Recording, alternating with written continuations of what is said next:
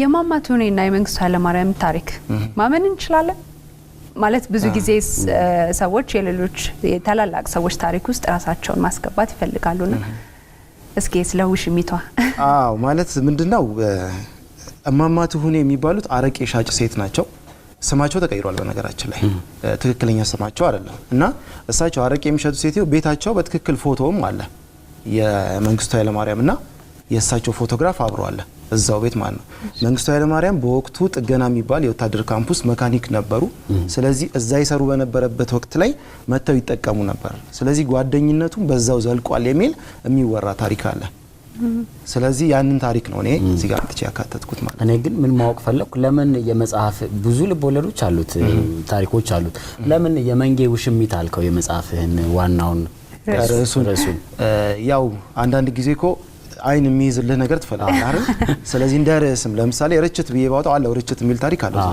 ርችት ብዬ ባወጣው ሰው አያነባውም ስለዚህ የሚይዝ ነገር አለው ለምሳሌ እናንተ ቅዳሜን ከሰዓት ብላችሁ ስትመጡ ቅዳሜ ከሰዓት በማንኛውም ሰው ዘንድ የምትወደድ ነች ሐረር አካባቢ ደግሞ መፈረሻ ነች ስለዚህ ቅዳሜ ከሰዓት በጣም ሁሉም ሰው ይወዳታል ስለዚህ ስሙ የሆነ የሚይዝልን የኛም ፕሮግራም ስም ራሱ በዚህ ውስጥ አድናቆትን በጣም ወድጃለሁ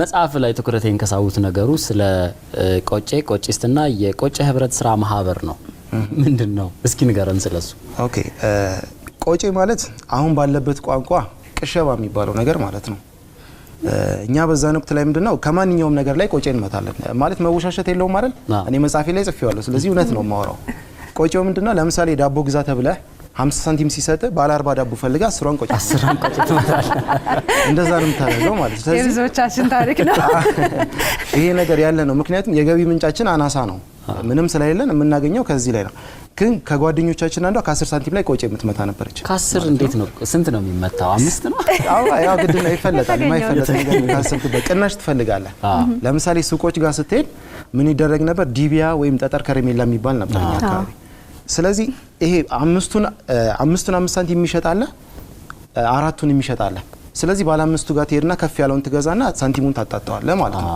አንድ ይሄ ነው ሁለተኛው ነገር ደግሞ ካስተማሪ ላይ አሁን በዋናነት ይሄ ቆጬ ህብረት ስራ ማህበር ስም የወጣበት ምክንያት ምንድነው ካስተማሪ ላይ ቆጬ ተመታ ሲጋራ ግዙ ብሎ ላከን አሁን አስተማሪ ይሄን ይላል ብዬ አላስብም በዚህ ወቅት ላይ ሲጋራም ተከልክሏል በፊት ግን አስተማሪ ክላስ ውስጥም ሊያጨስ ይችላል ወጣ ብሎም ሊያጨስ ይችላል ችግር አልነበረው ሁለቱ ስሙኒና 10 የሚሸጥ ሲጋራ ነበር አንዱ 10 ሳንቲም ማለት ስለዚህ እሷ በ50 ሳንቲም ተሰጥቷት ግዢ ስትባል አልቋል ተብያለሁ ብላ አራቱን ገዝታ ትመጣለች አራቱን ገዝታ ከመጣች በኋላ መልሳ ሰጠችው 10 ሳንቲሙን ምን ይዛ ትመጣለች ቆጬ ተመቷል ማለት ነው ያ ለዛ ከረሜላ ይዛ ትመጣለች ልጅቷ ከረሜላ ይዛ ትመጣና መልሴን ሲላት ትደነግጥና ለኔ ታቀብለኛለች ከረሜላው ማለት ነው እኔ ደግሞ ያን ፍናርገ ያፊ ውስጥ ከተዋለሁ ከዛ ዋጋው ጨምሯል ተብሎ አስተማሪው ሄዶ አጣርቶ በር ላይ ነው ሲሱቅ ያለው ሲመለስ የመጀመሪያ ጆሮዋን ይዞ ያስወጣትና አንዴ ሲልጣት ለሱ ሰጥቻለሁ ታለች አፍህን ክፈት ሲለኝ ምላሴን አጥፌ ወደኋላ እንደዚህ ያሳየዋል ሳሳየው አንድ በጉማሬ ሲለኝ ከረሜላው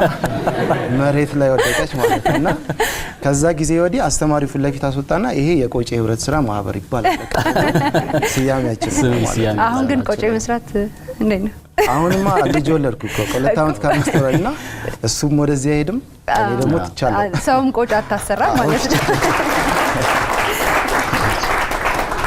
እና አስቸጋሪ ልጆች ነበራችሁ እንግዲህ ትምህርት ቤት ምን ያደረጋችሁ ነበርና አብሽቃቻቸው የሚያባረሯቸው ሰዎች ነበሩ አይደል እነሱ በሙሉ ሰድባችሁ የምትመልሱበት በግጥም ነው እኛም የብዙዎቻችን ታሪክ ውስጥ አለ እንደዚህ በግጥም የመበሻሸቅና እንደ ህዝብ ግን ስታስበው ድብቅ የግጥም ተሰጥኦ ያለ ነው አለ በደንብ አለ ሁሉም ሰው ጋር አሁን ማንኛውም ሰው ስታየው ግጥም ፌስቡክ ማየት እንችላለን ለምሳሌ እያንዳንዱ ሰው የራሱን ድርሰት የራሱን ግጥም ይዞ ይመጣል ስለዚህ የተደበቀ ማህበረሰብ ውስጥ የተደበቀ የስነ ጽሁፍ ችሎታ አለ ማለት ነው ይሄ ምንም አያጠራጥርም እኮ እኛ ሀገር ላይ ዴበላንዴ የሚል ጨዋታ አለ ዴበላንዴ እንዲህ አርጋ እንዳለ አልነበረም እንዴ ምን አይተባለ በስድብም ሊሆን ይችላል በመልካም ነገር ሊሆን ይችላል እንካ ሰላንቲያ ምን ቆንጆም ነገር አለው ዴበላንዴ ተስፋ ያለን ዛሬ ቅዳሜን ከሰዓት ከኛ ጋር አይደል እንዴ አልገጠም እንዴ ግጥም አለ በጣም ደግሞ ከግጥማችንም ውጪ ደግሞ አሽሙረኛ ግጥሞችም በጣም በብዛት አሉ። ቅኔ አድርጎ መግለጽ በጣም ብዙ የተለመደ ነገር ነው እኛ ሀገር ውስጥ። ከዚህ መጽሐፍ ላይ በጣም ብዙ ነገሮች አሉ። እንግዲህ ተመልካቹም እናንተም ልታነቡት ይገባል። ከዚህ መጽሐፍ በፊት ግን ስለ ወጋ ወጋ የምትል አንድ አምድ ነበረች። ስለሷ እስኪ እናውራ። ምን ነበር የምጽፈው? ጠፍተሃል ደግሞ ከዛም በኋላ ምን እየሰራህ ነው? ኦኬ ወጋ ወጋ በፈገግታ አዲስ አድማስ ጋዜጣ ላይ የምጽፍበት አምድ ነበረ። መጀመሪያ ከኔ በፊት ቢኒያም የሚባል ልጅ ነበር የሚሰራበት፣ ወይም ጀቤሳ በብር ስሙ ጀቤሳ በሚባል ነበር የሚጽፈው። እሱ ሲለቅ እኔ ያስኩትኝ ያንን አምዱ ሲዘጋ ወደ ሌሎች ጋዜጦችና መጽሔት ነበር የዞርኩትኝ። ፖለቲካውም ላይ ጽፍ ነበረ፣ እነ ሎሚ መጽሔት አካባቢ ላይ ጽፍ ነበር። የተለያዩ በወግ ደረጃ ተጀምሮ የቆሙ እነ ናፍቆት መጽሔት እነሱ ላይ ሁላ ጽፍ ነበር። ከመንጊው ሽሚት ውጪ ግን ከዛ በኋላ የሰሯቸው መጽሐፎች አሉ። 6 አካባቢ መጽሐፎች 6 መጽሐፎች ብሰራም 3ቱ ፊክሽን ናቸው፣ 3ቱ ደግሞ ለልጆች ናቸው እስካሁን የሰሯቸው ማለት ነው። የመንጊው ሽሚት ተከታይ ክፍል አለው እንክልካ የሚባል ወጥቷል። ግን እንደ መንጊው ሽሚት ተነባቢነትን አላገኘም። በወቅቱ የስርጭት አካሄዱ ጥሩ አልነበረም። አሳታሚ ቀይሬ ስለነበረ አካሄዱ ላይ ጥሩ ስላልነበር ነው። አሁን ግን ድጋሚ ይወጣል። ስታንድ አፕ ኮሜዲ ምኮ ትሰራ ነበር። በተፈጥሮ በቤተሰብ በድህነት ላይ ስትቀልድ አውቃለሁኝና እንደው ከኮሜዲያን ትሬቨር ኖዋ ጋር የሚፎካከር አንድ ኢትዮጵያዊ መጣ ስንል በዛው ጠፋ። የት ቀረ? በዛ ደረጃ ባይሆንም ሞክር ነበር። እኔ ሰጥቻለሁ እንግዲህ ሞክር ነበረ እንደዚህ አይነት ነገሮች። ግን ወደ ተለየ ሙያ መጣው ማለት መድረኩን አገኘው የነበረው በፊት ላይ በትምህርት ቤታችን ሚኒ ሚዲያና በቤተሰብ ምረ ቅድም ባልኳችሁ ዣንጥላው አማተር ቲያትርና የሙዚቃ ክበብ የሚባል መድረክ እንዳለባችን እናገኝ ነበረ። ሁለተኛ ደግሞ ሀረር አካባቢ ላይ ያለው የስነ ጽሁፍ ተመልካች በጣም ብዙ ነው። እዛ መድረክ ላይ ቅዳሜ ጠዋት ላይ ነው ፕሮግራማችን የነበረ። መድረኩ ከ1000 ምናምን ሰው በላይ ትንሽ ግቢ ነች፣ ግን ከ1000 ምናምን ሰው በላይ ቆሞ ሁላ ያየን ነበረ እዛ ውስጥ። ስለዚህ እዛ ጋር ለመስራት እድሉን ይሰጣል። ሁለተኛ ደግሞ ሀረር ራሱ የስነ ጽሁፍ መነሻም ነው። ማህበረሰብ ቅድም እንዳልኳችሁ በጎ ነገር ባይሆንም ጫት ላይ ሲቀመጥ የሚያወራው ወሬ አለ። ስለዚህ ያ ራሱ ግብአት ይሆነኛል። እስኪ ቅዳሜን ከሰዓት ላይ መተህ ዘና ሳታረገን አለቀ። ምን ላድርግ አይደል እንዴ? ብዙ ነገር መጽሐፍን ያነበበ ሰው መቼም የሆነ ነገር ያጣል ብሎ መገመት ይከብዳል። እሺ እኔ ገጠመኝ ልንገራችሁ። ገጠመኝ የልጅነት ገጠመኝ ነውና እኔ እንጀራ እናትም እንጀራ አባትም የሚባሉት ሁለቱንም አውቃቸዋለሁ። እድለኛ ነኝ። እና እዛ ላይ ምን ሆነ፣ ከእንጀራ እናቴ ጋር እየኖርኩ በነበረበት ወቅት ላይ የሷ እናት ሂርና የሚባል ከተማ ላይ ነው የነበሩትና ይሞታሉ። ያንን ሚስጥር ማን ይነግረኛል? አባቴ ለኔ ይነግረኛል። ይነግረኝና ያንን ሚስጥር ያዝ፣ ነገ ጧት መተው ሰዎች መርዶ ያረዳሉ ይለኛል።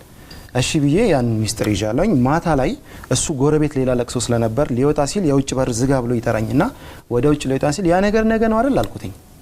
ማለት ያው መርዶ ማለት እኔ ቀድሜ ሰምቻለሁ። ልጅ ነኝ፣ እድሜም 10ዎች ውስጥ የነበረ 12 13 አካባቢ ነበር። ከዛ የቱ አለኝና ኢሚዲየትሊ አቋረጠኝ። ከዛ ናናና በር ዝጋ አለኝና ይዞኝ ሲወጣ እሷ ሚስጥር አላችሁ ብላ አሰበች፣ እንጀራ እናቴ ማለት ነው። ተመልሼ ስመጣ በር ዘግቼ ስመጣ ማለት ነው ምንድነው ቅድም ያ ነገር ያልከው አለችኝ። አይ ሚስጥር ነው። ሚስጥርነቱ ምንድነው? ገንዘብ ስጭኝ ያልኳት። ግድ ነው ስራ አይደል? ከዛ ገንዘብ ስጭኝ ከዛ ገንዘብ ስጭኝ ያልኳትኝና 1 ብር ስትለኝ አልስማማም አልኳት። 2 ብር አለች። አይ አልፈልግም፣ ትልቅ ሚስጥር ነው አልነግርሽም አልኳት። 3 ብር ስትለኝ እሺ በቃ አምጪው አልኳት። 3 ብሩን እጄ ላይ ያዘችኝ። በቃ እናትሽ ሞቶ ጠዋት ላይ ያረጋግጥ። ከዛ በቃ ማታ እሷ ሀዘኗን ጨርሳ ከሌላ ሰፈር አካባቢ ዘመዶች አሉ፣ እነሱ መጥተው ጠዋት መርዶ ሊያረዷት ሲፈልጉ እሷ ጓዟን ጎዝጉዛ ጨርሳ ቁጭላለች። በቃ እኔ በ3 ብር ጣጣዋን ጨርሼላት እንደዛ አሳልፈናል። በጣም እናመሰግናለን። 3 ብር አግኝቷል እሱ። ቆንጆ ጊዜ ነው ነበረን። በጣም እናመሰግናለን። አዎ ቅዳሜ ከሰዓታችን ነው የምትከታተሉት። አብራችሁን ስለሆናችሁ ከልብ እናመሰግናለን። በጣም በርካታ ነገሮች አሉን። ቆይታችን እንደወደዳችሁ ተስፋ እናደርጋለን። መልካም ቆይታ ከቅዳሜ ከሰዓት ጋር።